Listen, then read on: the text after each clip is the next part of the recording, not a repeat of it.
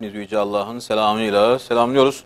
Yeni bir Pergel programıyla karşınızdayız. Bu programda da gündemdeki önemli gelişmeleri değerli bir konuğumuzla konuşmak istiyoruz. Malum şu anda Ukrayna Rusya arasındaki gerilim ki epeydir süren bir gerilim bu. Bu denklemde yani ki Avrupa Birliği var, Amerika var, NATO yani NATO var, Türkiye var. Bu denklemde Türkiye'nin yeri, konumu, etkisi, atacağı adımlar veya olası işte gerilimde Ukrayna'nın ve Rusya'nın alacağı tavır, bunları konuşmak istiyoruz. Yine Balkanlar ki Balkanlarda çok böyle sessiz bir bekleyiş var ama bunun arkasında büyük bir tedirginlik var. Ne oluyor? İster Bosna Hersek üzerinden, isterse diğer Balkan ülkeleri üzerinden bakılırsa bakılsın fark eden bir şey yok. Bunu konuşacağız. Yine diğer bir konu, Türkiye ile işgal rejimi İsrail arasında son dönemde bir yakınlaşma var. Adı normalleşme olmasa da bir yakınlaşma gündemde. Bunu konuşacağız. Ve vakit kalırsa Kürtlerin İslamsızlaştırılması, artık bu tabir çok kullanılan bir tabir oldu. Bunu konuşacağız. Araştırmacı yazar Müfit Yüksel hocamla. Hocam hoş geldiniz. Şimdi Ukrayna'dan başlayalım istiyorum. Çok böyle çok yönlü bir konu. Yani bir tarafında Avrupa var, bir tarafında NATO var, yani Rusya var, işte Türkiye var filan. Amerika ikide bir açıklama yapıyor. İşte Rusya her an işte işgale girişebilir, her an Ukrayna'ya girebilir diye ikide bir açıklama yapıyor. Rusya böyle bir şey yok diyor ve diplomatik temaslarını, bugün de Fransa Macron ile Putin'in görüşmesi vardı. Türkiye aktif olmak istiyor bu konuda arabulucu olarak. Ne oluyor? Nereye gidiyor? Türkiye'nin konumu, durumu ne olacak? Bu eğer öyle bir gerilim devam ederse. Şimdi tabii Ukrayna'nın çok stratejik bir önemi var. Artık Rus-Çin blokuyla Batı arasındaki en önemli tampon bölge durumuna gelmiş durumda. Normalde Rusya'nın bir şeydi, aslında parçası gibiydi. Dahası Rusya oradan doğdu, Kiev'den doğdu, Kiev knezliğinden, prensliğinden doğdu. Oranın büyümesiyle, yani Timur'un Altın Ordu devletini ortadan kaldırmasından sonra Rusların önü açıldı ve Kiev prensliği ön plana çıktı. Daha sonra Moskova Hanlığı kuruldu. Ondan sonra oradan doğdu. Ruslar oradan imparatorluk oldu. Bu tabii zaman zaman Ukrayna Rusya'nın şeyleri dışına çıktı. Son olarak 19. yüzyılda zaten 18. ve 19. yüzyılda Ukrayna Moskova tarafından işgal edildi tamamen. Kiev Prensliği Moskova'ya teslim oldu. Zaten o şey döneminden beri, Korkunç Ivan döneminden beri böyle bir durum var. Bu İkinci Dünya Savaşı sırasında da bir ara işte böyle bir Ukrayna'nın kopması söz konusu oldu. Fakat sonra tekrar Ukrayna Sovyetler Birliği'nin bir parçası olmaya devam etti. Ta ki 1991'de kadar. 1991'de işte bağımsız devletler topluluğu olarak haline geldi Sovyet Cumhuriyetleri. Ondan sonra Sovyetleri oluşturan cumhuriyetler. Ukrayna bunlardan bir tanesiydi. Ukrayna zaman içerisinde Batı bloğuna ve NATO'ya yanaştı. İşte Bulgaristan gibi eski Doğu bloku ülkelerinin çoğu NATO'ya yanaştı. Hatta bir kısmı NATO ülkesi oldular. Romanya vesaire gibi. Çekoslovakya vesaire, Macaristan hepsi Batı bloğuna yanaştı. Ukrayna da bunlardan bir tanesiydi. Fakat tabii bu Rusya'nın içine kadar girmek demekti bu anlamda. Bu sonra işte bu Kırım meselesi, Kırım'ı ilhak etti. Daha doğrusu Yeltsin sonrasında Rusya tekrar Putin'le birlikte toparlanma sürecine girdi. Rusya bayağı bir sendeledi, bir dağılma, Sovyetlerin dağılma meselesi oldu. Putin tekrar Rusya eski istilacı konumuna gelmeye başladı. Yayılmacı ve istilacı bir Rusya'ya doğru yönelmeye başladı. İşte son olarak Kazakistan'a gönderilen Rus askerleri, geçen sene Karabağ Savaşı'nı bahane edilerek Karabağ'a Rus askerinin girmesi ve işte Kırım'ın ilhakı daha önce. Kırım Ukrayna'ya bağlıydı. Daha doğrusu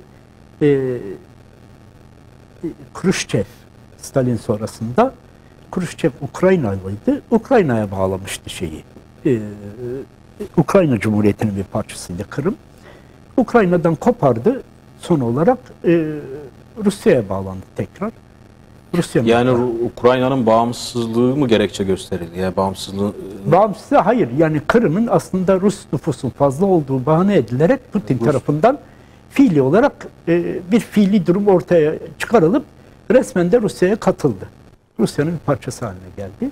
Kırım'ı ilhak etti. Kırım'ın Osmanlı için de çok büyük bir anlamı vardı. Vardı tabii, Kırım Osmanlı ama 1768'de kaybetti, 1783'te tamamen kaybetti. 1774 Küçük Kaynarca Anlaşması'yla Kırım üzerindeki Osmanlı hakları şey edilmiş oldu, kaldırılmış oldu. Kırım üzerindeki hakları ve Kırım'a ilişkin olan bütün bağları. Daha sonra 1783'te Rus Çarlığı işgal etti. Aslında Rus Çarlığı Deli Petro zamanından beri bir taraftan Balkanlarda, bir taraftan Kafkaslar'da bir genişleme, yayılma politikası izledi. Oraya doğru seferler yapıldı. Prut zaferiyle bu belli bir dönem durduruldu. Zaten Osmanlı-Rus savaşları, Prut'la birlikte başlayan, ciddi olarak başlayan Osmanlı-Rus savaşlarında Prut zaferi sonrasında Osmanlı'nın Ruslara karşı kazandığı bir savaş yok. 13 savaş oldu. 1711 değil mi? 1711 Prut zaferi var. Ondan sonra bütün savaşları biz kaybettik Ruslar karşısında. Birinci Dünya Savaşı da dahil olmak üzere. Hep toprak kaybı. Balkanlardaki toprak kayıplarının, Kafkaslardaki toprak kayıplarının büyük oranda nedeni Rusya. Rusya çökertti Osmanlı İmparatorluğu'nu. Çökerten. Yani ezen sürekli Rusya oldu. Böyle bir durum oldu. O Deli Petro zamanında o yayılmacılık yeniden o yayılmacılığa doğru gidiyor. Kafkasya'da da Rusya ağırlığını arttırmaya başladı. Gürcistan'da kendine yakın bir yönetim getirtti ve ayrıca Poti Limanı'nın işletmesini Rusya aldı. Ondan sonra buna benzer şeylerle işte Karabağ'a asker tekrar sokması, işte Kırım'ın ilhakı ve en son işte Doğu Ukrayna'yı almak istiyor. Orada rahatsızlıklar var. Sonuçta Suriye'de de eskiden beri... Evet, Suriye'de de Tartus Limanı'ndan Akdeniz'deki gücünü arttırdı. Rusya ciddi olarak gücü var. Suriye'de askerleri var. Üstleri zaten var. Ayrıca Libya'da askerleri var şu anda. Evet. Hafter'i destekleyen Wagner'ler var. Rus milisler. Ciddi olarak bir Rus askeri var orada. Türkiye'nin karşısına Libya'da çıkan da Türkiye'nin Hafter'e karşı herhangi bir hareket içine girmesini önleyen, elini kaldırıp dur diyen Rusya oldu. Rusya engelledi. Şimdi Suriye'de de Rusya Türkiye'nin önünü kesti. Elbap'tan sonra Türkiye'ye şey vermedi. Elbap Afrin'den sonra Türkiye'ye vermedi herhangi bir fırsat. Şimdi böyle bir durum var Rusya'nın. Ve Rusya ile Batı karşı karşıya geldi. Fakat Trump zamanında Rusya'nın önü bir hayli açıldı. Trump çok fazla bonus verdi. Bunun tabii birkaç sebebi. Trump'ın kendi Rusya ile olan belli angajmanları, bu zaten gizli bir şey değil. İkincisi, o dönemde takip edilen bir strateji olarak Çin karşısında Rusya'yı Batı bloğuna yanaştırmak, Çin mihverinden koparmak ya yönelik bir şeydi bu. Fakat bu tam tutmadı. Putin daha çıktı. Şimdi işte Rusya'yı biraz durdurmak, biraz geri plana atmak istiyor. Fakat bir taraftan, diğer taraftan da hem Türkiye hem de Batı Avrupa büyük oranda enerji nakil hatları olarak Rusya'ya bağımlı enerji. Yani doğalgaz, petrol falan Rusya'ya bağımlılık var. Ciddi bir doğalgaz bağımlılığı var. Bu bir sıkıntı veriyor. Böyle bir çatışmada Rusya doğalgazları falan keserse ne olur diye. Yani Amerika'nın böyle bir şeyi yok ama Avrupa'nın var. Avrupa ama ciddi olarak tabii. Yani Avrupa hepsi. Onlar NATO falan ülkesi. Avrupa Birliği var bir de. Bu konuda ciddi bir sıkıntı var. Bir çatışmaya dönüşür mü dönüşmez mi meselesi var. Şimdi burada bu hamlenin 3 tane ayağı var. Bir Ukrayna, 2 Kafkasya ve bir de Balkanlar. Bu 3 kıskacın arasında Türkiye. Türkiye bundan hali olamaz, kendini bağımsız kılamaz. Mümkün değil Türkiye'nin böyle bir çatışmaya dönüşmesi durumunda, bir savaşa dönüşmesi durumunda Türkiye'nin kendini bağımsızlaştırması, yani İkinci Dünya Savaşı'ndaki gibi işte dışarıdan seyretme falan gibi böyle bir lüksü yok. Mümkün değil, bundan kurtulamaz. Burada tabii Boğazlar meselesi devreye giriyor vesaire. Eğer böyle bir orta ölçekte bir savaşa dönüşürse, yani işte vurursa başka şeyler olur. Balkanlarda karşı hamleler başlar bu seferde. Yani Rusya Balkanlarda hamle yapar. Rusya'ya karşı Balkanlarda hamle olur. Yani Rusya'nın Balkanların daki hamlesi ne olur? İşte Sırbistan'ı ve Bosna'daki Sırpları desteklemesi ve Karadağ falan gibi oralara kadar sarkacak bir nüfuz göstergesi çıkabilir. Nüfuz gösterisi, azı gösterecek orada. Orada da tabii Boşnaklar ve Arnavutlar meselesi bir gündeme gelecek. Zaten Bosna Hersek'in o zaman geleceği tehlike altına gelecek. Evet. Çünkü Bosna Hersek bir kurt kapanı. Yani bir taraftan Hırvatlar, bir taraftan Sırplar sıkıştırmış vaziyette. Orta Bosna'da toplaşmış Boşnaklar. Sırplar, kırsal kesim daha çok Sırplar yaşadığı için dolayısıyla ülke arazisinin %48-49'unu Sırplar kontrol ediyor. Tarım ve hayvancılık Sırpların elinde. Finans ve ekonomi büyük oranda Hırvatların elinde. Yani Boşnaklara kalmış zaten bir esnaflık, memuriyet falan gibi şeyler. Dolayısıyla bu bakımdan Bosna Hersek'in önemli oranda işte Sırplara ait, Sırp Cumhuriyeti'ne ait kısmın bağımsızlığını etmesi ya da Sırbistan'a katılması, Hırvatların kontrolü altındaki bölgelerinde Hırvatistan'a katılması, Orta Bosna'da küçücük hiçbir şey, yutulacak bir Bosna kalıyor. Ben Balkanlara aslında ayrıca gelecektim ama evet. Şimdi Ukrayna'nın Türkiye ile yakınlaşması gitgide ivme kazandı. Yani Türkiye şu anda ticari olarak, askeri olarak ilişkilerini ciddi manada artırıyor. O zaman Rusya Türkiye'yi bazı yerlerde arkalıyor. İşte bu Kürt meselesinde, bazı meselelerde, içerideki bazı meselelerde arkalıyor. Yani Cumhur İttifakı'nı ayakta tutan şeylerden bir tanesi Rusya. Faktörlerden bir tanesi. Doğru konuşmak lazım. Şimdi dolayısıyla bu ne olacak? Rusya ile karşı karşıya mı gelecek? Evet, karşı karşıya geldiği dönemler oldu ama Rusya biraz alttan aldı. Ukrayna ile olursa, bu Ukrayna meselesinde Türkiye Ukrayna'nın yanında yer alırsa NATO'nun, işte Amerika'nın ve Avrupa Birliği'nin ülkelerinin, bir kısım ülkelerinin yanında yer almış olur. Böyle bir durum eğer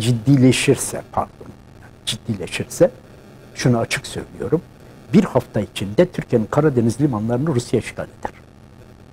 Yani şu hali hazırdaki şartlara göre, yani eğer savaş olursa. Savaş olursa diyorum. Yani her şeyi onun üzerine kuruyorum. Olmazsa o ayrı zaten mesele. Bu iş uzar o zaman. O ayrı mesele. Türkiye Rusya'nın karşısında durursa. Savaşırsa. Savaşta Ukrayna ile birlikte durmaya kalkarsa. Yani bir NATO ülkesi olarak. Yani. NATO ülkesi olarak artık o NATO ülkesi olması falan da bir şey kalmaz. Rusya bir hafta içerisinde Karadeniz limanlarına asker çıkartır. Şimdi bu Türkiye işte onun sıkıntılarından, yani sıkıntıları vurgulama açısından yani söylüyorum. Burada Avrupa Birliği'nin tavrı biraz erteliyor veya erteleyecek gibi. Asıl şey bu. Avrupa Birliği eğer buradan bir şey çıkartırsa, bir sonuç ertelerse bu çatışmayı, sürüncemeye doğru sürüklerse o zaman ötelenmiş olur çatışma. Bu Almanya ile Fransız'ın tutumuna bağlı. Tabi biraz da İngiltere'nin ne yapacağı, ne yaptığı tam belli değil. İngiltere çok belirsiz davranıyor bu konuda. Sonunda vuruyor.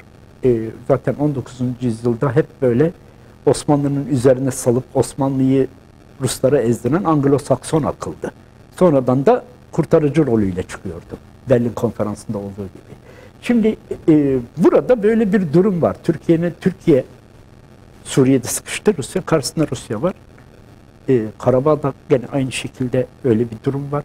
İran meselesinde İran'la Rusya arasında ciddi bir ittifak var.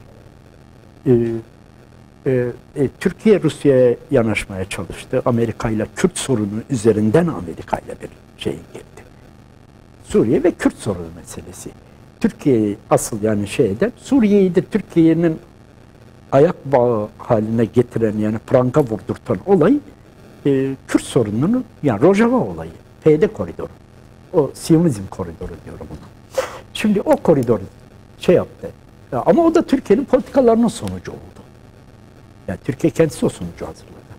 Şimdi burada böyle bir durum var. Yani burada karmaşık bir denklem var. Bu karmaşık denklemde Türkiye nasıl kart oynayacak? Şimdi oraya tam oraya gelirken enerji az önce de değindiniz. Evet. Avrupa'da ciddi manada bir Rus bağımlılığı. Enerji bağımlılığı var. Türkiye'nin de var. Türkiye'nin de var. Türkiye bir taraftan Ukrayna üzerinden şeyden alıyor. Nedir? Bulgaristan falan üzerinden bir İstanbul'un falan doğalgaz ihtiyacını alıyor. Diğer taraftan mavi akım geliyor. Gene Ukrayna falan üzerinden, gene Rusya üzerinden daha doğrusu mavi akım geliyor. Bir taraftan, yani iki tarafa da bu anlamda enerji olarak bağımlı. Asıl zaten Avrupa'yı veya diğer ülkeleri biraz durduran da bu konuda, böyle Rusya ile direkt bir şeye girmeden, çatışmaya, başka bir alternatif var mı? Yani Türkiye'nin veya Avrupa'nın bu doğalgaz konusunda Rusya'dan dışında hani İran seçeneği. İran'dan alıyor ama İran'daki, şimdi İran'da iki tane sıkıntı var. İran'da teknoloji yetersiz doğalgaz ile. O yüzden mesela İran'da kış çok artınca şu sıralar mesela Türkiye doğalgaz akışını birkaç günlüğüne durdurabiliyor ya da azaltabiliyor, zorunda kalıyor. Bir de İran'ın doğalgaz rezervleri şey kullanılmıyor, yani iyi kapasiteyle kullanılmıyor. Mesela İran'ın Tebes çölündeki doğalgaz kaynakları hiç açılmamış vaziyette. İnanılmaz doğalgaz kaynakları var Tebes çölünde İran'ın. Fakat bunlar şu anda kullanılmıyor. Daha çok İran'ın Abadan falan bölgelerine yakın batısında olan Kozistan bölgesindeki doğalgaz yatakları kullanılıyor daha çok. Eğer İran Tebes çölündeki doğalgaz yataklarını da kullanıma açarsa, boru hatları falan inşa ederse o başka bir şey olur o zaman tabii. Ama onun dışında doğalgaz konusunda Türkiye'nin ciddi bir alternatifi yok. Akdeniz'deki doğalgaz yataklarından Akdeniz'de Mısır'la, Yunanistan'la, şunda bunlar onlar anlaşmalar Türkiye'yi dışladı. Türkiye onun için Libya ile bir hattı, Akdeniz'de deniz hattı nedir? Deniz kıta sahanlığı anlaşması yapmaya çalıştı. Fakat orada da Hafter engeli var. Çünkü Türkiye'nin tam karşısına gelen Libya'daki o deniz kıta sahanlığı bölgesi Hafter bölgesinde kalıyor. Dolayısıyla Türkiye Hafter sorununu çözmeden Libya ile olan o anlaşmayı de geçiremiyor. Hayata da geçiremiyor. Yani bu bakımdan böyle bir sıkışmışlık var. Yani Arap Baharı Türkiye'nin ayağına çok ciddi bir pranga vurdu. Birçok bakımdan. Şimdi burada Katar doğalgazı normalde gelecekti. Katar doğalgazını aslında işte Suudi Arabistan ve Suriye üzerinden geçirme vardı. Doğalgazı mecburen boru hattıyla getirmek gerekiyor. Tabii boru hattıyla oradan geçecekti. Fakat işte Suriye'de rejim şöyle, İran etkisi var falan. Önce Suriye'deki rejimi devirelim, oradan sonra işte oraya ihvanı getirelim. Tabii o bir ütopyaydı, başka bir şey değildi. Orada öyle bir imkan yok çünkü ihvanın halk arasında desteği yoktu. Doğruyu konuşmak lazım. Mısır'da bile desteği %30'a varmıyor. Yani ihvanın bu şeyin başka sebepleri var. Çok siyasi ve halkla bütünleşme konusunda çok zayıf bir örgütlenme. Bunu konuşmak lazım. Halkın dindarlığıyla kavgalı biraz. O ideolojik selefilik, Mevdudi'den gelip etkileyen ideolojik selefilik, İhvan'ı maalesef halkın dindarlığıyla bağdaşmaz bir yapıya sevk etti. Oysa ki Mısır halkı dindar. Eğer öyle olmasaydı Mısır'da %80'ler 90'lar oranında İhvan desteği olurdu. Bunu da söylüyorum. Şimdi Türkiye'nin hani tamam İran'da çok böyle elverişli bir seçenek değil ama Avrupa'nın yani daha önce biz biliyoruz Fransa'daki mesela nükleer santrallerin varlığı olsun diğer. Şimdi Türkiye nükleer santral konusunda bir kaldı. Bir de nükleer santrallerle ilgili zaten sıkıntılar var. Hani Çernobil'in patlamasından sonra 1986'da Çernobil patladı. Türkiye'nin Karadeniz bölgesinde kanser vakaları ciddi olarak arttı. Şimdi bunlar da var. Ama Türkiye mesela işte hani İran, Afganistan doğalgazı da mesela o da İran üzerinden gene gelecek. Ya da işte Türkmenistan üzerinden Türkmenistan'dan Hazar Denizi, Hazar Denizi'nden Azerbaycan'a, bakın bu sefer Ermenistan şeyi var, sıkıntısı var. Şimdi bu bakımdan böyle bir durum var. Türkiye'nin hani Ermenistan'la durumu nasıl, bundan sonra işte Ermenistan'la tekrar ilişkilerin düzelmesine ait belirli şeylere girilmeye çalışıldı falan ama Paşinyan'dan bu konuda şeyler geldi. Olumlu sinyaller geliyor. Ya da işte Nahçıvan'la Azerbaycan arasında bir koridor açma. Böyle bir şey olur mu olmaz mı onu bilmiyorum. İran-Azerbaycan'ındaki durum da zaten ayrı bir şey. O da ayrı bir problem teşkil eder. Çünkü İran-Azerbaycan'ındaki bir rahatsızlık Türkiye ile İran'ı ciddi bir rahatsızlık Türkiye ile İran'ı karşı karşıya getirir. Osmanlı-Safevi savaşları tekrar başlar. Çok söylüyor. Açık söylüyor. Osmanlı-Safevi savaşları tekrar başlar. Yani Türkiye'nin şu anda eskiye göre şu anda öyle bir politikası var mı? İran-Azerbaycan'a yönelik. Var. O politika yanlış. Belli kesimler, Türkiye'de belli Türkçü kesimler okşuyorlar orayı, kaşıyorlar orayı. Bu yeniden Safevi devlet demektir. Karşımıza bir Safevi devlet çıkar. Oradaki Azerbaycan şeyi de büyük bir kitle değil mi? İran. Tabii. Hayır, Büyük Azerbaycan kurulursa Büyük Azerbaycan'ın kendisi Türkiye'ye karşı Safevi devleti olur. Bu kadar açık söylüyorum. Şimdi buna benzer bir sürü şeyler var ortada. Şimdi tekrar Ukrayna'ya gelirsek hocam, Ukrayna Rusya karşısında askeri olarak yani kıyaslanamayacak derecede hani şey gözüküyor, yani zayıf gözüküyor. Yani Rusya için herhalde çok zor bir lokma değil Ukrayna. Evet. Ama karşısında işte ABD'nin ve Avrupa'nın tutumu da çok sağlam değil. Yani böyle bir ikircikli bir tavır var. Türkiye NATO'dan çıkamaz da. NATO'dan da çıkamaz. Evet. NATO'dan çıkarsa NATO'nun hedefi haline gelir. Askeri hedef olur. Şu şartlarda evet. Askeri hedef olur. Şimdi bunlara dikkat etmek lazım. NATO'dan çıkarsa Türkiye'nin Rusya'da hedef haline getirebilir kolayca. Hiç şey etmez. İşgal de eder. Rusya'da işgal eder. NATO şemsiyesi Rusya'yı durduruyor Türkiye'ye karşı. Yani Ukrayna NATO'ya girmiş olsaydı Rusya'ya geçmiş olsun. Ama Ukrayna henüz NATO'da değil. Ama Türkiye NATO'da. Uzun süredir NATO'da. 52'den beri. Şimdi dolayısıyla bu bakımdan Türkiye'nin NATO'dan çıkması da ama işte Türkiye'nin kendi iç sorunlarını, bölgesel bazı sorunları çözmek zorunda. Mısır'la ilişkilerini bu konuda düzenlemeye yönelik biraz şey yaptı fakat Mısır'ın öne sürdüğü şartlar çok problemli. Gerçi Türkiye'de bazı şartlar sürdü. Türkiye bazı şeyleri, bazı ülkeleri taşımamalı. Taşımamalı. Yani bazı ülkelerle olan ilişkilerinde bazı şeyleri göz ardı edebilmeli. Yani işte 3-5 tane FETÖ mensubu Mısır'da yaşıyor. Bunu çok büyük sorun ederse çözemiyor işte. Yani onlar orada çok fazla ağırlığı da olmaz, şey de olmaz. Bunun üzerine, bu şart üzerine dayandığı zaman Mısır'da iade etmediği zaman onları şey olmuyor, adım atılamıyor. Tamam Türkiye'nin böyle bir talebi var. Tabii. Evet. Onların da başka talepleri var. Onlar da diyorlar ki efendim sizde ihvan üyeleri var. Siz ihvan üyelerini bize teslim edin. Tabii Türkiye ihvan üyelerini teslim ettiği zaman ki teslim ettikleri oldu. Biz bu konuda çok kıyamet kopardık. İdam ediyor. Yani mesele o zaten. Yani idam cezasının olduğu bir ülkede çok kolaylıkla o gençleri idam ediyor. Şimdi bu nedir? Buna bir de bir çözüm bulunabilir. Başka bir ülke aranır. Bilmem ne olur falan filan. Bir çözüme varılabilir. Yani bu konuda Türkiye'nin ama bir zaman çok daha kolay çözülebilirdi. Yani bir sonuçta bir büyükelçi göndermekti. Bunu yapmadı Türkiye. Şu anda Türkiye'nin büyükelçisi Mısır'da yok. Maslahat güzartısında. Şimdi tabii bu sefer de karşı taraf şartlarını ağırlaştırıyor. Suudi Arabistan'la olan ilişkilerde de böyle bir sıkıntı var. Başka yerlerde de sıkıntı var. Türkiye'nin eli Suriye üzerinden ve gelinen nokta özellikle ekonomik olarak zayıflamadan dolayı. Çünkü fiili olarak bir ambargo var. Resmi olarak bilmem ne yapmasa bile fiili olarak ciddi bir ambargo var Türkiye'nin üzerinde. Bu ambargo Türkiye istememe ekonomik olarak enerji kaynakları açısından birçok açıdan ihracatlık vesaire bağımlı. Yani bunu durdurursa diyelim Amerika Türkiye'nin 4 bankasının işlemini durdurursa Almanya'da ihracat konusunda belli kotalar getirirse Türkiye'nin ekonomisi ne olur Allah bilir artık. Şimdi bütün bu şartlar içerisinden bakıyorum.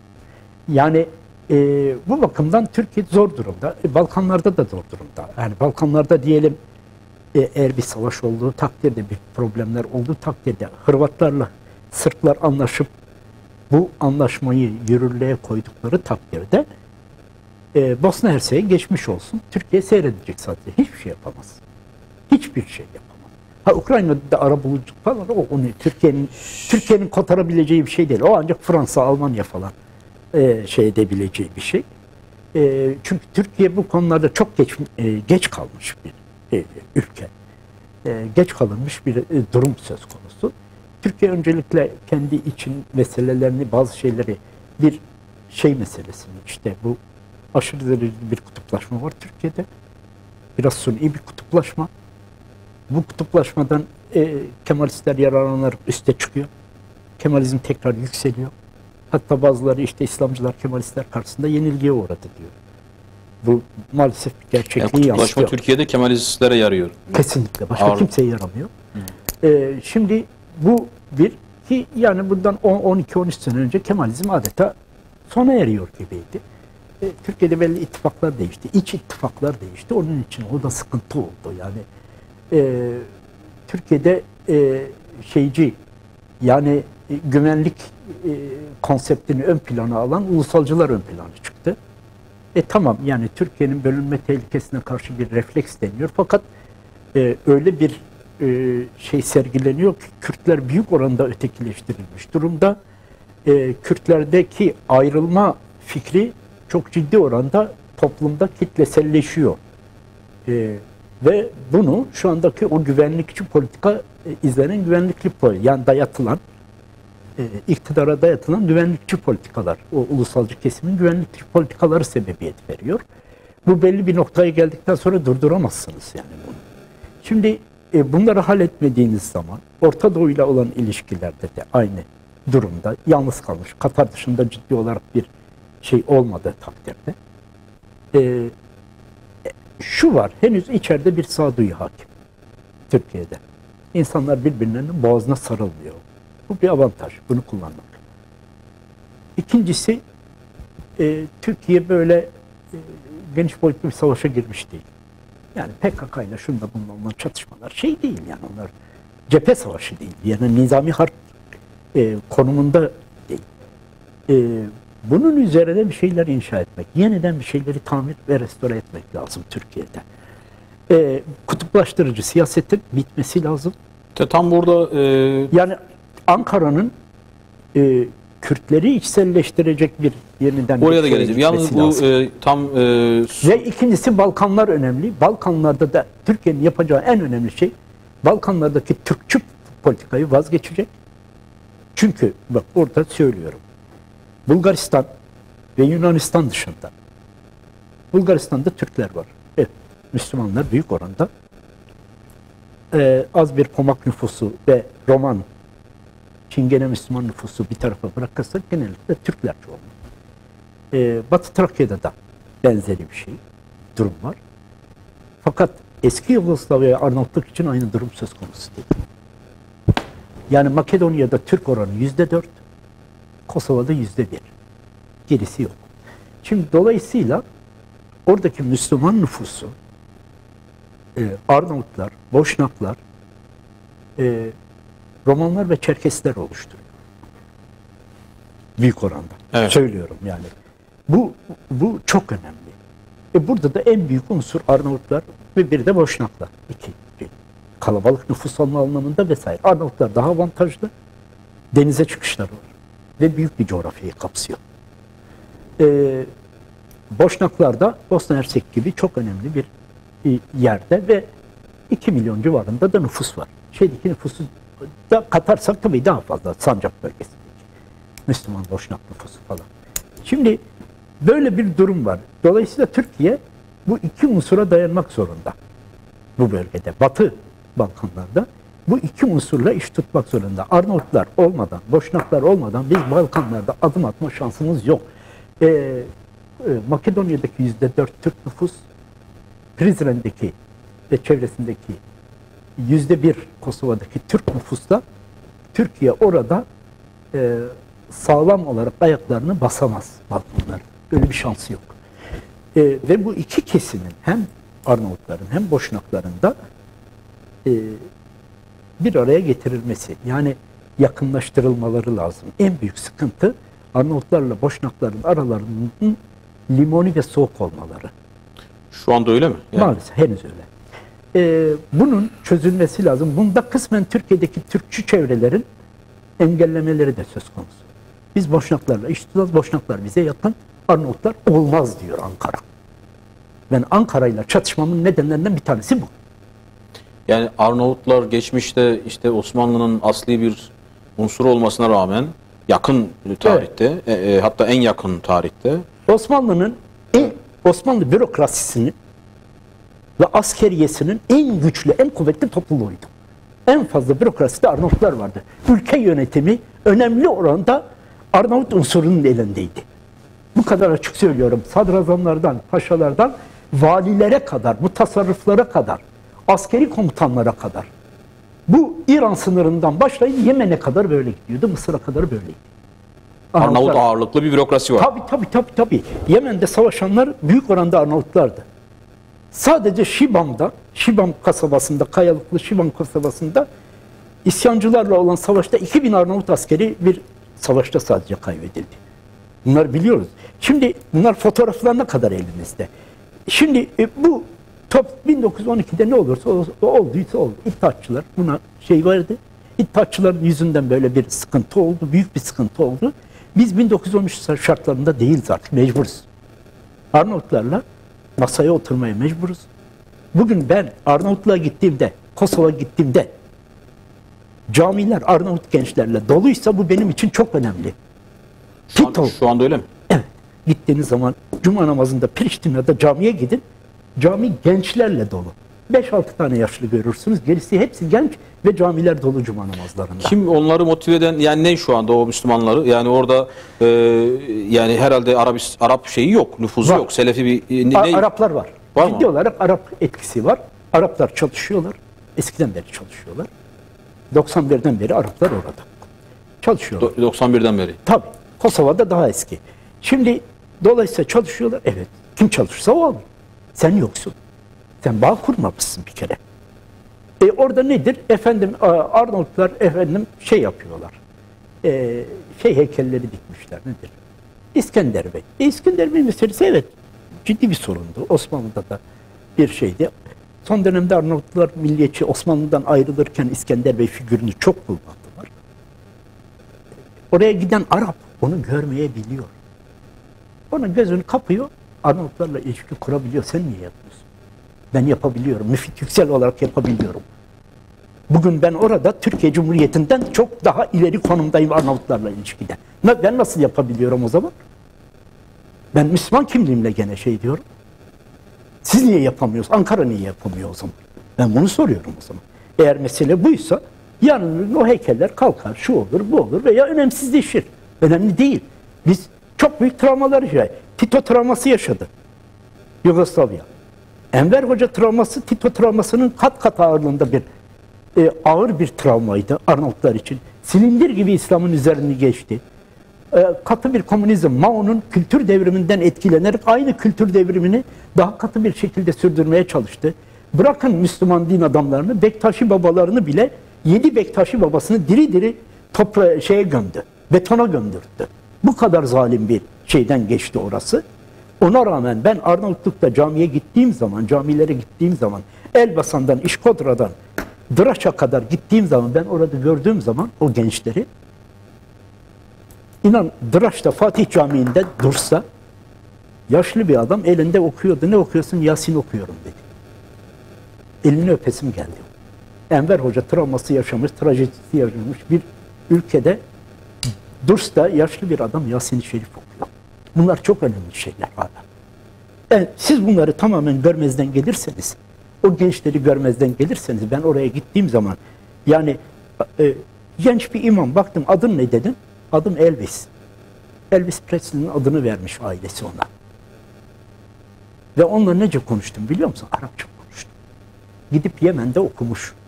Yemen'de İslam Üniversitesi'nde, Darüliman'da okumuş orada. 7 sene kalmış, gelmiş orada imam olmuş.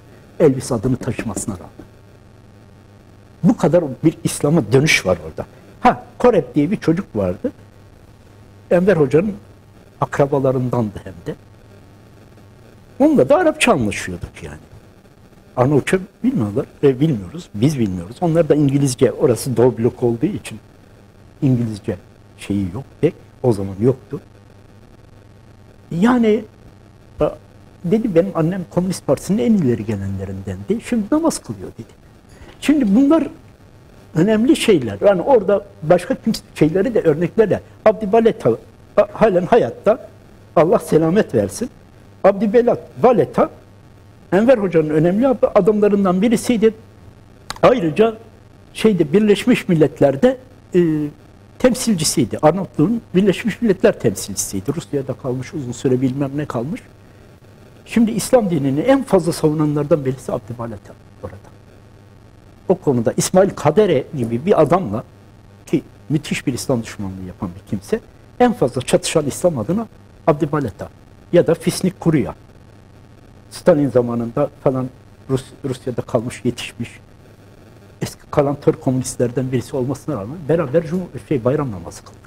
Şimdi böyle bir ülkeyi siz hala böyle ihmal ederseniz, Bosna'da da seyirci kalmışsınız. Yani Sırplar yarın öbür gün Hırvatlarla iyice anlaştığı zaman, Hırvatlarla birlikte anlaşıp yeni bir statüye imza attıkları zaman Boşnaklar tamamen kaybedecek. Orta Bosna'da iyice sıkışacak. Türkiye sadece seyirci. Buna karşı Türkiye'nin tedbiri ne? Yok. Mevcut yönetimde, oradaki mevcut yönetimde, mevcut Bakir Begoviç yönetimi de tek tek belediyeleri kaybediyor. Seçimleri kaybediyor. Öyle bir hale gelmiş. Ne yapacaksın peki sen? Türkiye olarak ne tür bir hazırlığın var? Bana söyle, tamam. TİKA cami restore ediyor. Diğer başka şeyler restore ediyor. Eyvallah, TİKA'nın yaptıkları. Bunun dışında ne tür bir politikan var? Oradaki finans konusunda, bilmem ne konusunda ya da istihdam alanının genişletilme. Evet. Türkiye'nin ne tür bir rolü var? Yok. Ne yapıyorsun? Sırbistan'a gidiyorsun. Sırbistan'ın şehirlerinde yatırım yapıyorsun. Sırpları Türkiye'ye yaklaştırmıyor. Tamam da o Bosna konusunda ne geldi? Boşnaklarla Sırplar anlaştıktan sonra senin o Sırbistan'la yakınlaşma politikan buna engel mi olacak? Buna engel olacaksa onu bilelim. O başka bir şey. O engel olacak nitelikte mi?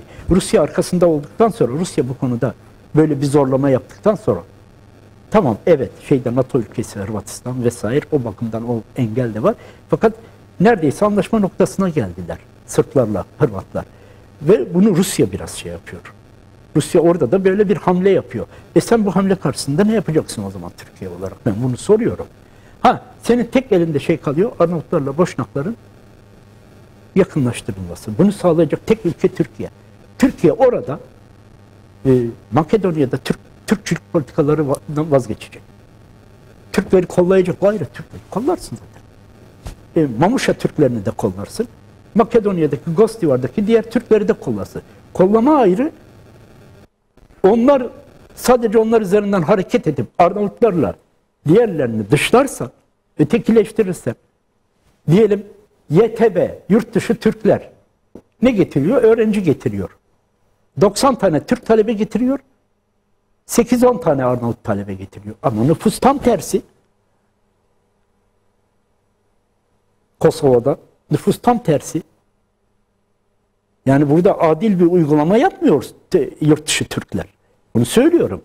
Şimdi burada bunlar üzerinde durmamız lazım. Bunlar üzerinde durmamız lazım. Çünkü Türkiye en büyük Arnavut diasporasını sen barındırıyorsun. Türkiye patron, İstanbul hala bir ağırlığı var Arnavutlar ve Balkanlar için. Hepsinin için ağırlığı var. Hala İstanbul'un ağırlığı var. 6 milyona yakın Arnavut barındırıyorsun Türkiye'de. Sen en büyük Arnavut diasporasını barındırıyorsun. Balkanlarda Arnavut hinterlandını göz ardı ediyorsun. Görmezden geliyorsun. Tamam, Balkan Türklüğünü diyelim Bulgaristan'da, Batı Trakya'da dışında Yunanistan'da mübadeleyle nüfus bırakmamışsın.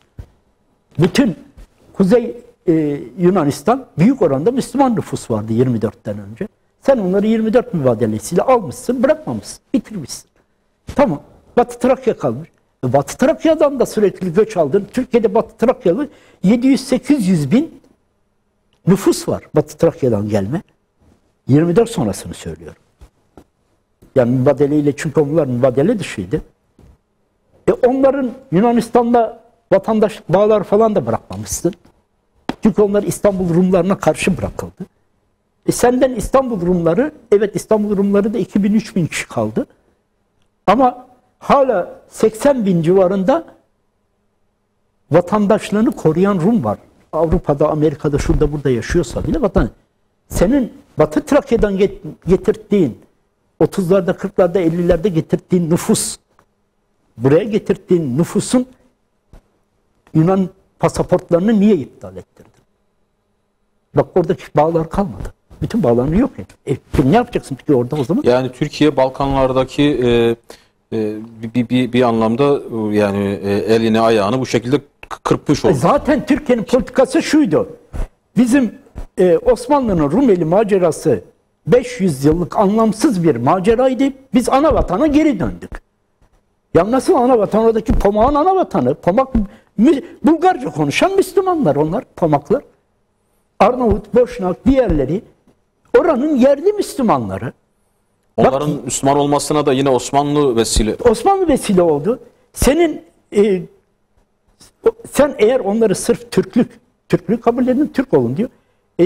Onlar hayır biz Arnavut değiliz, Boşnak değiliz, Türküz falan deseler, Avrupalılar da diyor ki siz Anadolu'dan gelen işgalci Türklerin torunlarısınız, hadi defolun Anadolu'ya diyorlar. Orada Balkan Türklüğü ya da Balkan Müslümanlığını koruyamazsın ki böyle bir durumda da. Çünkü bu adlandırmayla zaten zayıf, nüfus zayıf. Şimdi az önce Avrupa'da diyor ki, Batı Avrupa diyor ki siz işgalci Türklerin şeyisiniz. Boşnaklara bile öyle dediler.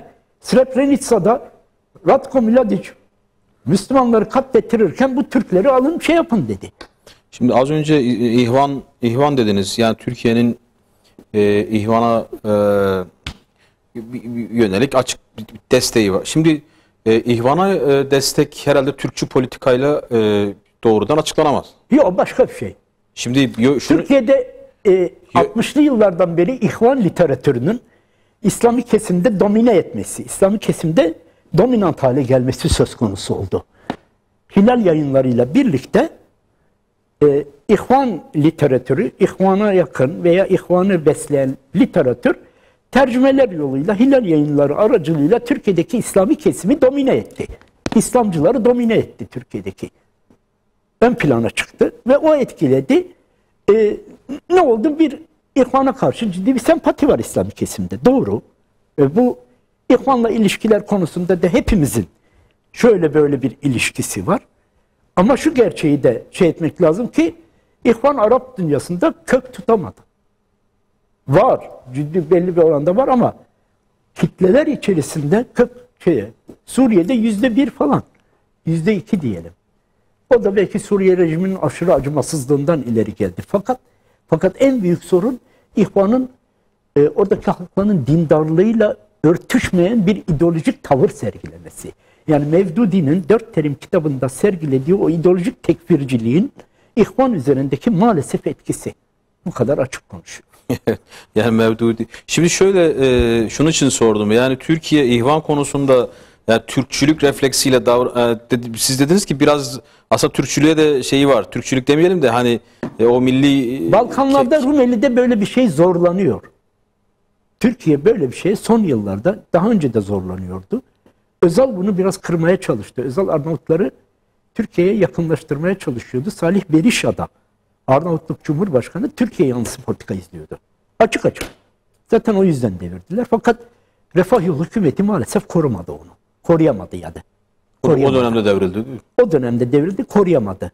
Yönetim şu an Arnavutluk yönetimi kime yakın yani? Daha sosyalist bir çizgi.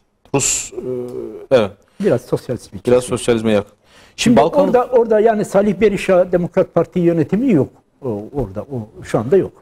Balkanlarda özellikle Bosna özelinde söyleyeyim. Yani Sırplardaki aşırı uçlar yani yer medyada da şey yapıyorlar. Kendilerini belli ediyorlar.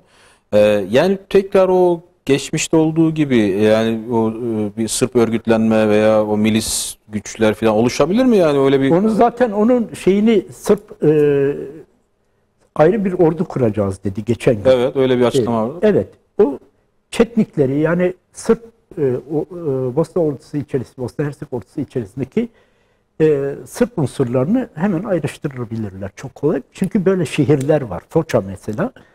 Çetniklerin merkezi adeta. Eskiden Boşnakların çoğunlukta olduğu %70'ten fazla, %80'e yakın nüfusun olduğu bir yerde. Şu anda 40 tane Boşnak var. Müslüman var orada. Gittim. Kaç kere gittim 40 Foça'ya. tane 40 derken? kişi. 40 kişi. 40 kişi. 40 kişiye düşmüş vaziyette.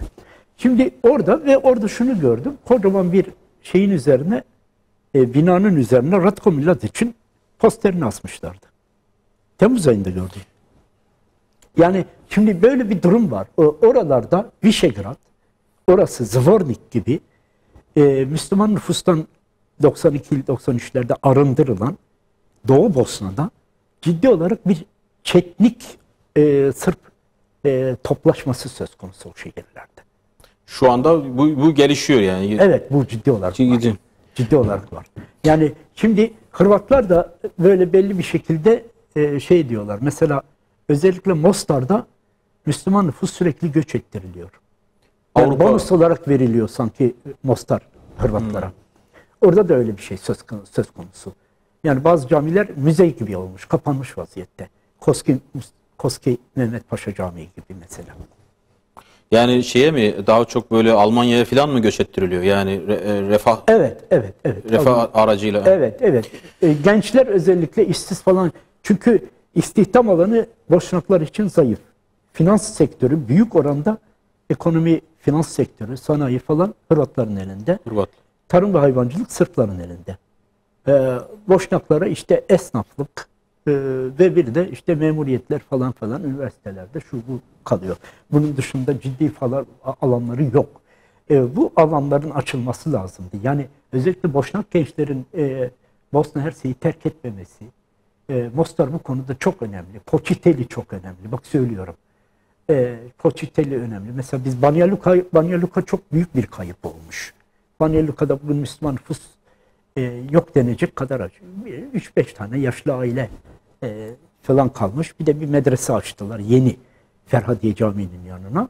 Onun dışında tamam camiler yapıldı ama nüfus yok. Bu şey için de geçerli. Yani Visegrad, Foça vesaire diğer şeyler. Ama Banja Luka çok önemliydi ve Sırp Cumhuriyet'in merkezi haline geldi. Yani %70 neredeyse 92'de Müslüman nüfusla doluyken Banja Luka bugün bu hale geldi. Şimdi dolayısıyla birçok stratejik yeri Doğu Bosna, işte Banja Luka falan gibi, kuzeyde Banja Luka gibi yerler kaybedildi. İşte Poçiteli gibi, Mostar gibi yerlerde, Blagaj falan gibi yerlerde kaybedilirse Orta Bosna'da iyice sıkışacaklar. İşte Visoko, işte Yaytse'ye kadar olan kısımla evet. Saraybosna'nın hemen ötesi zaten Sırp bölgesi. Pale zaten Saraybosna'nın neredeyse bitişiği Sırpların kalesi konumunda adeta. Evet. Hocam bir ara verelim. Aradan sonra Tamam. inşallah devam ederiz. Tamam. Değerli izleyiciler buradayız. Bir yere ayrılmayın.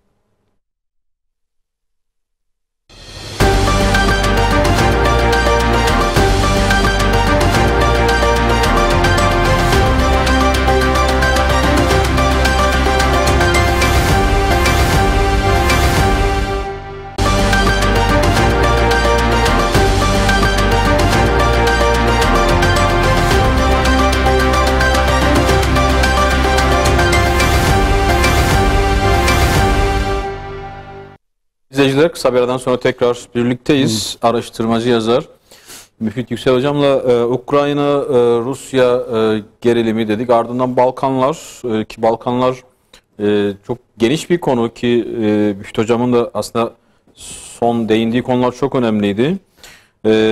Türkiye özellikle Arnavutluk ve Bosna yakınlaşmasını göz ardı etmemeli ya da bu böyle bir politika izlenmeliydi ama Türkçülük merkezli bir politika maalesef yani şu ana kadar yürüyen bir politika dedi ve en son Bosna Hersek'teki duruma dikkat çekti.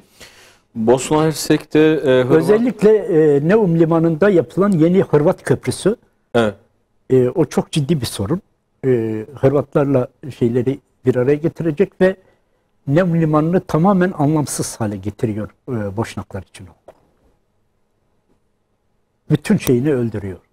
Yani gelecekte olabilecek bütün projeleri durduran bir olay o. Yani o köprü. Evet. Hırvatlar girişini kapatıyor. Adriyatik'e olan girişini kapatıyor tamamen. Evet. Yani sonuçta bölgede Rusya'nın ağırlığı devam ediyor. Rusya'nın ağırlığı bir de hamleler şeklinde olacak. Yani Rusya bir taraftan işte Ukrayna'da ve Ukrayna üzerinden, hatta bu Kafkaslara da yansıyabilir. Ama özellikle Balkanlar üzerinde çok hamleler olacak karşılıklı olarak. Yani Batı ile Rusya arasında hamlelerin sahası haline gelecek. Yani çatışma alanı gibi olacak. Tabii bundan en çok da Boşnaklar edebilir. Kosova'nın durumu tam belirsiz. Amerika oradan çekilmeyi istiyordu. Yani Trump çekilmeyi istiyordu. Şu andaki Amerikan yönetimi sanmam. Gerçi Biden Bosna Hersek'in geçen sene işte Bosna Hersek'in toprak bütünlüğüne vurgu yaptı. Ama bu Ukrayna falan meselelerinden sonra Rusya zorlar orayı. Yani Biden'ın o şeyi normalde 2021'de bu şeyler olacaktı. Bosna'da Hırvatlarla Sırpların anlaşması ve bunun üzerinden yürütülecek bir politika o zaman uygulanacaktı. Biden'ın o konuşması biraz bunu engelledi, erteledi. Biden engelledi. Toprak bütünlüğü bizim için çok önemlidir falan. Bosna Hersek'in toprak bütünlüğü korunmalı diye deyince orada biraz ama şimdi hamleler işte bu karşılıklı hamleler şeklinde Rusya zorlayacak Bosna Hersek konusunu, Sırplarla Hırvatlar arasındaki bu meseleyi zorlayacak. Orada hamle yapacak. Rusya orada hamle yaparsa ve bir de Bosna Sırplarının arkasına Sırbistan geçerse, Rusya üzerinden tabii Rusya'nın desteğiyle geçerse işte orada büyük sıkıntı, işte özellikle Doğu Bosna falan üzerinden çok büyük zaten Bosna Hersek tazyik olacak Boşnaklar üzerine. Evet, yani Boşnak nüfusunda bir şekilde oradan göç ettirilmesiyle beraber zaten işleri daha kolay olur. Tabii yani. zaten Doğu Bosna'dan büyük oranda göç ettirildi. Temizlendi büyük oranda. Zvornik'ten Višegrad'a kadar Drina Köprüsü'nün olduğu o bölgeden büyük oranda zaten Boşnak nüfus temizlendi. Banja Luka falandan da temizlendi. Orta Bosna önemli oranda hapsedilmiş. Biraz işte Bihaç'ta olması Müslümanların, Bihaç'ta, Tuzla, öbür tarafta güneyde işte Mostar ve çevresi, Poçteli'ye kadar olan o kısımlarda biraz işte bir de Stolası burada biraz Stolası çok stratejik bir yer. Orada Boşnak nüfusun tutulması ve arttırılması hayati derecede Stolas'ta önemli. Şimdi fakat işte dediğim gibi oralarda Hırvatlar aracılığıyla bir sıkıştırılma olursa, bir tazyik olursa Boşnaklar üzerinde Orta Bosna'ya iyice sıkışmış, böyle sandviç gibi dilimlenmiş bir haline gelir. Entite haline gelir Boşnaklar. O ayakta duramazlar. Tamam, yani Bosna Hersek'in nüfusunun yaklaşık %48-49'unu hatta 50'sini neredeyse oluşturuyor Boşnak nüfus. Ama bu Boşnaklar genellikle şehirli nüfus ve şehirlerde toplaştığından ellerinde tuttukları arazinin yüz ölçümü az o yüzden. Şeyler daha çok kırsalda ve köylü daha çok kırsal kesim insanı ama %48-49'unu Sırplar kontrol ediyor Bosna Hersek'in o yüzden. Şimdi bütün bunlar üzerinde, bu dengeler üzerinde konuşmak lazım Şehit Bey. Onun için yani Arnavutlar çok önem arz ediyor. Mesela bir köye gittim, Zenica yakınlarında, Arnavudiye diye bir köy. Köy, Bosna Hersek Savaşı sırasında Boşnakların en önemli istihkamlarından, cephelerinden bir tanesi. En önemli karargahlarından bir tanesi. Hatta Türkiye'den gidip orada şehit olmuş 2 kişi de var. Mezarları orada, Sivas'tan giden. Ondan sonra sordum bunlara, Arnavudiye köyü, bir tane Nakşibendi tekkesi de var orada. Şeyhiyle konuştum. Köyün adı Arnavudiye, hepsinin adı Arnavuti diye mezarlarda da yazıyor. Arnavut musunuz aslında? Evet, Prizren'den gelmişler. Düşün, yani oradaki en önemli karargahlardan bir tanesini gene Arnavut asıllılar oluşturuyor Bosna Hersek'te. Ya savaş sırasında. Ve çok stratejik bir yerde. Bütün bu bağları kullanarak Arnavutlarla Boşnaklar arasında ciddi bir kontağın ve diyaloğun geliştirilmesi lazım. Bunu da yapacak tek ülke Türkiye. Türkiye, Mamuşa merkezli politikasını terk etmek zorunda. Türkiye yıllardan beri Mamuşa merkezli politika izliyor. Yani Mamuşa Türklerini esas alan... Tabii tamamen Türkiye'nin Batı Balkanlarda, eski Yugoslavya'da kastediyorum ve Arnavutluğu da katarsan o bölgede Türkiye'nin Balkan politikası Mamuşa'ya dayanıyor. Mamuşa merkezli politika izliyor. Tamam, biz Mamuşalılara karşı değiliz ama 6-7 bin Mamuşalı'ya, inan Türkiye'de bakanlar diyelim Ramazan'da gidiyor iftara. Mamuşa'ya gidiyor. Mamuşa Kosova sınırları içinde. Kosovalı bir tane yetkiliyle görüşmeden geri geliyor. Orada işte iftara gidiyor. İftara katılıyor Mamuşa'da. Bir tane yetkiliyle görüşmeden geliyor bakan. Böyle şey olur mu yani? Nasıl bir ilişki? Ben onu anlayamıyorum yani. Tamam, Mamuşalıları evet dikkate alırsın, yaparsın onlara da. Yani o bağ da önemli, o bağı da yaparsın. Ama sadece onun üzerine diğerlerini tamamen göz ardı edersen, yani ve bu çok ciddi boyutları varmış durumda. Yani işte Makedonya'da Türkiye'ye yakın davranan Arnavut grupları var. Yayın evleri var, var. Bunlar İslami, bunlar arkadaşlarımız bizim. Bunlarla birlikte hareket eden Makedonya Türkleri de var. İnan son dönemde onları o kadar itibarsızlaştırdılar ki o kimseleri Türkiye'ye çok yakın davranan. Hepsi biliyor. AK Parti'nin yöneticileri bilmem neleri de onları tanıyor.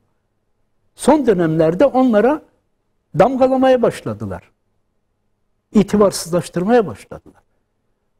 Onlar hakkında hiçbir alakaları olmadığı halde daha önce o konuda çok ciddi sıkıntı yaşamış olmalarına rağmen FETÖ damgası yediler yani. Yani ben bu konuda da şimdi bu olmaz. Türkiye'yi destekleyen, Türkiye'ye yakın duran, Türkiye'den birçok kitabı Arnavutça'ya tercüme eden yayın evi falan bunlar. Bu insanlarla birlikte hareket eden orada Türkler de var. Sadece Arnavutlar değil. Türkler de var. Ciddi olarak var. İsim vermeyeceğim. Onları da işte bunlar Arnavutlarla beraber hareket ediyorlar. Bize ihanet ediyorlar. Ya bu ne demek kardeşim? Yani bunun böyle bir şey olur mu? Ya Müslüman Arnavutlar, yani namaz kılan insanlar onlar. Sen peki ne yapacaksın o zaman? Nasıl bir şey sergileyeceksin o zaman? Ben bunu soruyorum bazılarına. Bazı kuruluşlara da soruyorum. Türkiye'nin bazı kuruluşlarına soruyorum. Kızılay'a soruyorum. Çok net olarak. Yani şimdi sen tamam yani ama sadece bunu böyle bu şekilde yaparsan, sen 6-7 milyon Arnavut nüfus var. Bunun çoğunluğu Müslüman. Tamam. İşte dindarlık sayısı o kadar. Arnavutlarda çok milliyetçilik falan var ya. Tito travması yaşamış orası. Enver Hoca travması yaşamış. 1912 travmaları yaşamış. 1912'de senin İttihatçıların 11'de gidip orada Arnavutlar tüfekle hemhal olmuş, tüfekle birleşmiş hayata adamın. Osmanlı'nın 19. yüzyılda tüfekçileri Arnavutlardan, Abdülhamid'in muhafız ordusunun tüfekçileri Arnavutlardan oluşuyordu. Önemli bir bölümünü Abdülhamid'in muhafız ordusu Arnavut tüfekçilerden oluşuyordu. Sen tüfekleri topluyorsun zorla. Silah topluyorsun, tüfekleri topluyorsun. Ne demektir burada? Her türlü namusuna, haysiyetine küfretmek demektir. İttihatçılar bunu yaptı. Sen İttihatçıların bu yaptığına karşılık ediyorsun. Ondan sonra İttihatçılardan efendime söyleyeyim, daha sonra Cumhuriyet devrinde de 34'te vefat ediyor. Hüseyin Kazım Kadri. Kitapları falan da var. Önemli bir İttihatçıydı o. Arnavutlar aleyhinde Arnavutlara ağır hakaret eden Arnavutlar ne yaptılar diye kitap yazıyor. O kadar ağır hakaret bana edilse ben İstanbul'a bağlı kalmam. O kadar ağır hakaretler var o kitapta. Hüseyin Kazım Kadri'nin Arnavutlar ne yaptılar kitabında. Yani neredeyse etmediği belden aşağı küfür yok. Bu kadar ki yani. Şimdi böyle travmalar yaşanmış. Bugün yeniden bir yakınlaşma imkanı doğmuş. Yani Büyük Arnavutluk güçlü Türkiye diyoruz. Bu kadar açık söylüyorum. Evet. Balkanlarda Büyük Arnavutluk, bölgede güçlü Türkiye diyoruz. Yani Türkiye'nin bu konuda hala fırsatı var. Ciddi fırsatı var. Var. Bu konuda tabii oradaki Türk nüfusu falan dışlasın veya bilmem ne yapsın demiyoruz. Ama sadece onlar üzerine bir şey kurulamaz. Sen nüfus bırakmamışsın. O zaman madem öyleyse Makedonya'daki nüfusu 1938'den itibaren savaşlarla göç edenleri demiyorum. 93 Harbi'yle, daha sonra işte 1912 Balkan Savaşları'yla göç edenleri demiyorum. Onlar savaşta zorunlu olarak göç ettiler. Onlara. Ama 1937-38'lerden itibaren 50'lere kadar, 60'lara kadar yaptığın göçle Doğu Makedonya'yı niye boşalttın? Niye tahliye ettin? Doğu Makedonya'da büyük bir Türk nüfus vardı. Hepsi Türkiye'de. Sen niye Radoviç'ten tut, Radoviç'te de biraz işte Yörük kalmış, çok az. Onun dışında nüfus var. Pirlepe'de nüfus var mı? İştip'te nüfus var. Doğu Makedonya'nın neresinde nüfus var? Hepsini Bulgarlara teslim etmiş vaziyettesin. Yani Makedonya'da işte Makedon denen nüfus Bulgar nüfus. Makedon diye bir kavim yok. Bulgarlar, oradaki Bulgarlara deniyor. Oradaki Hristiyanlar Bulgar. Yani Makedonlar diye bir şey yok. Bulgar onlar. Bizim Bulgar. bildiğimiz Bulgarların bir kolu. Bulgarların uzantısı. Şimdi sen Bulgarları terk etmişsin. Tamam. Yani o şey değil. Niye boşalttın o zaman? Niye tahliye ettin? Balkanlardaki 500 yıllık maceramız anlamsız, boş bir maceraydı. Maceraydı diyorsun. Bu politikayı Meriç'in ötesi cehennem diyorsun. Bizim için önemli değil diyorsun. Madem öyle değil, orada kalmış Müslüman nüfus, işte Arnavutlar direnmiş, Boşnaklar biraz direnmiş, kalmış. Bunları bir araya getirmek, bunların üzerinden bir politika niye izlemiyorsun? Bırakmamışsın ki Türk nüfus. %4'e indirmişsin Makedonya'da. Makedonya'da Türk nüfusu eğer kalsaydı bugün %40'lardaydı neredeyse. Şunu açık söylüyorum. Yani onları Türkiye'ye getirmiş. Hepsini yani, Türkiye'ye getirdi. Sen eğer orada o nüfusu 30'lu yıllardan itibaren o nüfusu buraya tahliye etmeseydin, bıraksaydın, zaten %40'lar falan Müslüman yaklaşık Makedonya'nın. Makedonya'da Müslüman nüfus %80 oranında olacaktı. Bunu birçok yerlerde Yunanistan'daki nüfusu Bulgaristan'daki nüfus da öyle yaptı. Bulgaristan'daki nüfusu sen gene 1930'lu yıllardan itibaren şeyleri kastetmiyorum. Balkan Savaşı'nda falan gelenleri kastetmiyorum. Onlar mecburen. 30'lu yıllardan itibaren sen göç almışsın. En son 89'da 300 bin Bulgaristan'dan Müslüman göçü aldın. Niye 89'da? 2 ay sonra zaten devrildi. 2-3 ay sonra. Todor Zhivkov. 2-3 ay sabredemedin mi? Aldın onları. Ne oldu? Müslüman nüfusun belini kırdın orada. Kalmış olan Müslüman nüfusunda o 300 bin kişiyi alarak belini kırdın. Bulgaristan'daki nüfusun. Zaten 37-38'den itibaren Bulgaristan'dan 89'a kadar nüfusu aldın. Orada da erittin nüfusu. Ne kaldı? Evet. Kaldı ki Bulgaristan Avrupa Birliği ülkesi, senin hareket alanı, manevra alanını zaten daraltan bir şey. Yunanistan da Avrupa Birliği üyesi. Yunanistan'da sen bırakmamışsın. Sen mübadeleyle öyle bir şey, her şeyi tasfiye, malları bile tasfiye etmişsin. Bir sürü mal tasfiyenameleriyle ilgili, vakıf tasfiyenameleri, mal tasfiyenameleriyle ilgili elimde bir sürü belge var mübadeleyle ilgili. Çok fazla belge topladım ben mübadeleyle ilgili. 24 ahali mübadelesi Yunanistan'da olan. Sen Müslüman nüfustan arındırmışsın orayı. Türk nüfustan arındırmışsın. Türk bırakmamışsın. Ondan sonra diyorsun ki Balkan Türklüğü üzerine ben sadece kuracağım Balkanlardaki politikamı. Bırakmamışsın ki, nüfus bırakmamışsın orada. Önce bir nüfus bırak bakalım, görelim. Orada da bir çelişki var diyorsun. O ciddi bir çelişki. Nüfus bırakmamış. Evet. Türkiye nüfus bırakmamış. Bulgaristan'da, Yunanistan'da zaten Avrupa Birliği ülkeleri olması dolayısıyla hareket ve manevra kabiliyetin az. Manevra kabiliyetin olabilecek tek ülkeler eski Yugoslavya ve Arnavutluk. Orada sen Türkçü bir politikayla Arnavutları dışlıyorsun. Boşnakları kollayacak politikalardan uzak durmuşsun. Son dönemlerde Türkiye'de eski Yugoslavya özlemcilerinin bayağı Türkiye'de etkisi arttı. Onlar üzerinden de Sırbistan'a yanaşmışsın. Sırbistan'la ilişkilerini geliştiriyorsun şu anda. Peki ne yapacaksın o zaman? Sırplar da öbür tarafta Hırvatlarla anlaşıyor. Bunu engelleyebiliyor musun? Bunu engelle görelim. Hırvatlarla Sırplar arasındaki bu anlaşmanın önüne geçebiliyor musun? Bu anlaşma Bosna Hersek'i bitirir, Boşnakları bitirir. Buna karşı senin ne tedbirin var? Boşnakları güçlendirecek ne var orada? Bana bunu söyleyin. Evet. Yani herhangi bir savaş durumunda tekrar ne olacak? Eğer Sırbistan tamamen diyelim böyle bir durumda şeyin arkasında durursa, askerleriyle girerse Bosna Hersek'e senin oradaki Boşnak'ın neyle direnecek zavallılar? Nasıl direnebilecek? Arnavutlarla Boşnaklar arasında aynen bana şunu diyorlar. Biz Arnavutları hiçbir şeyimize ortak etmeyiz. Boşnaklar tamam kardeşimiz. Öyle de Arnavutlarla Boşnaklar bir araya gelmediği zaman güç birliği olmuyor. Bir güç oluşmuyor. Çünkü Boşnaklar dar bir alanda yüz ölçüm olarak.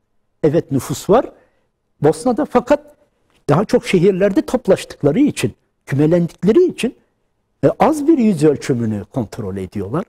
Ve artı denize açılmıyor. Öbür tarafta Arnavutlar denize açılıyor. Büyük bir nüfus. Ta Sırbistan'ın içlerine kadar Bujanova, Prešova, Medjeva bölgelerinde de bir hayli Sırbistan'ın o bölgelerinde de bir hayli Arnavut nüfus var. Karadağ'da da var. Öbür tarafta Yunanistan'ın neredeyse içlerine kadar Yunanistan içlerine kadar gidecek bir nüfus hinterlandı var. Sen bu nüfusla niye anlaşmıyorsun? Evet. Şimdi Ukrayna-Rusya gerilimini konuşurken aslında Balkanları Balkanlar bundan bağımsız değil. Kafkaslar bağımsız değil. Kafkaslarda da Türkiye'nin evet şimdi boru hattım var. Tamam. Baku, Tiflis, Ceyhan boru hattı var. Bu yani Türkiye'nin kamyonları da Azerbaycan'a Gürcistan üzerinden gidiyorlar. Tamam bunu da biliyoruz. Fakat Gürcistan'da da başka bir sorun var.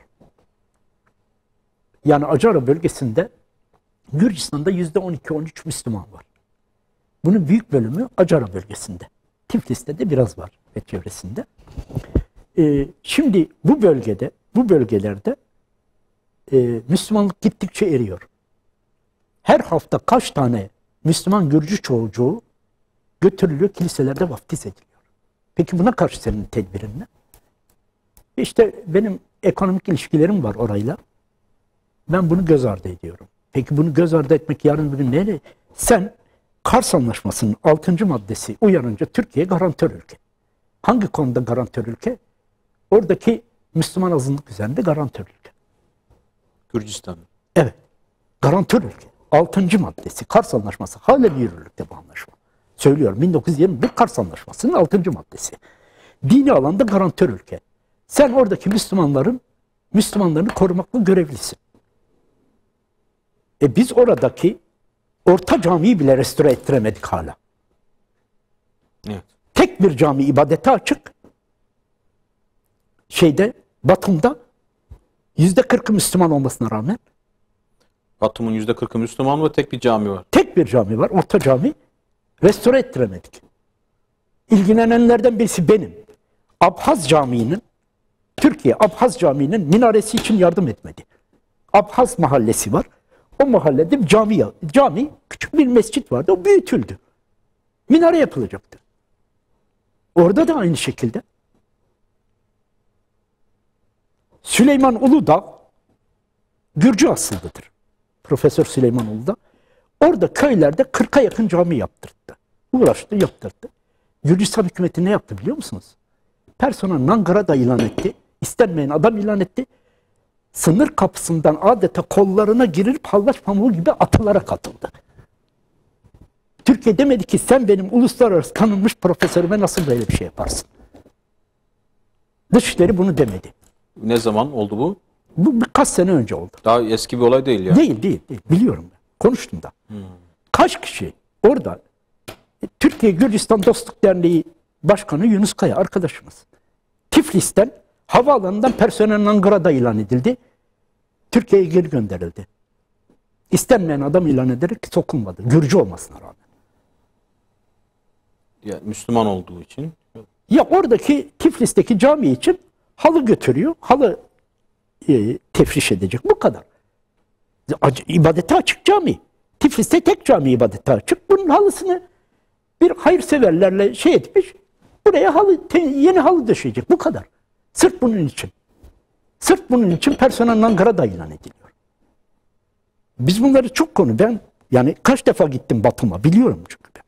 Yani orada da peki tamam onu tamam iktisadi ilişkiler işte bu Baku Tiflis Ceyhan boru hattını anlıyoruz. Kamyonları anlıyoruz. Peki Gürcistan yolları, karayolları berbat durumda. O zaman niye o yollar berbat durumda? Madem Türkiye'nin de açılan tek kapısı diyoruz. Tamam. Batum Limanı'nı Türkiye Gürcistan'la beraber işletiyor. Kars Anlaşması'nda bu da var. Ekonomik olarak da bir ciddi olarak Türkiye'ye imtiyaz tanıyor oraya. Acara bölgesinde. Yarı yarıya işletmesi Türkiye'nin elinde. Batum Limanı'nın. Batum Limanı da Trabzon Limanı'nın 4-5 katı büyük bir liman. Onu da ifade edeyim. Tamam da bunları böyle bir rayına sokar insan. Orada Müslüman nüfusun kalması lazım. Yani bu ne olacak? Gürcistan'a ne tür bir zarar verecek oradaki Müslümanların Müslüman kalması? Orta Cami'nin restorasyonu nasıl bir zarar verecek Gürcistan'la ilişkilere? Nasıl bir şey olacak? Ben bunu merak ediyorum. Peki Bomonti'deki Gürcü Katolik Kilisesi var. İbadete açık Gürcü Kilisesi. Şişli Bomonti'deki. Ki Türkiye'de doğru dürüst Hristiyan Gürcü yok. Türkiye'deki Gürcüler tamamına yakını Müslüman Gürcü. Yani şimdi böyle bir durumda hani söz konusu. Burada da bir sıkıntı var yani. Efendim Gürcü hükümeti istemiyor. Tamam. Peki o zaman ben şunu da diyeceğim. Eski Aziziye Camii Sovyet döneminde yıkılıyor. Son dönemlerde Gürcü Kilisesi o caminin bulunduğu yere tam ortasına haç dikti. Haç duruyor hala caminin arsası üzerinde. Aziziye Camii'nin arsası üzerinde haç duruyor. Ve bunu bana açıkla o zaman. Biz demiyoruz. Biz diyoruz ki 6. madde var. 6. madde tamam. Gürcistan-Türkiye ekonomik ilişkilerinin devamı, işte o Orta Asya'ya açılan kapı meselesi, bunların sürdürülmesi eyvallah. Ama Müslüman Gürcü çocuklarının, Acara Müslüman çocuklarının habire götürülüp vaftiz edilmesi. Evet.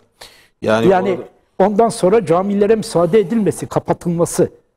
Yani camii dışında, Orta Cami dışında ibadete açık cami olmaması Batum'da. Peki bunları bana o zaman açıkla. Evet. Şimdi hocam programımızın süresi sonuna gelmişiz. Daha birkaç tane konu vardı. Aslında çok önemli konulardı. Kürt meselesinde. O kaldı hocam. Ona şöyle bir şey dedi. Son dönemlerde Türkiye Kürt meselesini bu sanki çok uzun gidecek hocam. Yok kısaca söylüyorum. Türkiye Kürt meselesini çözmedikçe ayağında pranganda olur. Kürt meselesini barışçı bir şekilde çözmek lazım. Barışçı bir şekilde çözerken yani PKK ile tekrar masaya oturma hatası yapılmamalı. PKK tek muhatap haline getirildi ve PKK Rojava üzerinden, Kobani üzerinden kazık attı. Onu biliyoruz. Hem onun üzerinden kazık attı hem Hendekler üzerinden. 2 tane kazık attı Türkiye'ye PKK. Rojava üzerinden dedi ki ben Rojava'da bir oluşum, fiili bir durum oluşturdum. Benim Türkiye'ye ihtiyacım yok, masayı deviriyorum dedi. Evet. Şimdi onu biliyoruz. Ama bu Kürt sorunun çözümü, Kürt sorununda güvenlikçi bir politika izlemek, Kürtçeyi yasaklamak, dindar Kürtleri dahi ciddi bir baskı altına alma hakkı yok. Evet. Milliyetçi Hareket Partisi'nin buna hakkı yok. Türkiye'de bunu yapmaya. Çünkü Milliyetçi Hareket Partisi'nin yaptığı bu şeyler Türkiye'yi iyice kutuplaştırıyor, duygusal kopuş getiriyor. Evet. Bunu başta da söylemiştiniz. Bu önemliydi. Sanırım başka programlarda konuşacağız bunu inşallah. Çok teşekkür ediyoruz hocam. Allah razı olsun. Sağ olun. Değerli izleyiciler, konuğumuz araştırmacı yazar Müfit Yüksel hocamdı. Özellikle Ukrayna ve Balkanları konuştuk kendisiyle. Gelecek bölümde buluşmak dileğiyle hepinize Allah'a emanet ediyoruz. Esselamu Aleyküm ve Rahmetullahi ve Berekatuhu.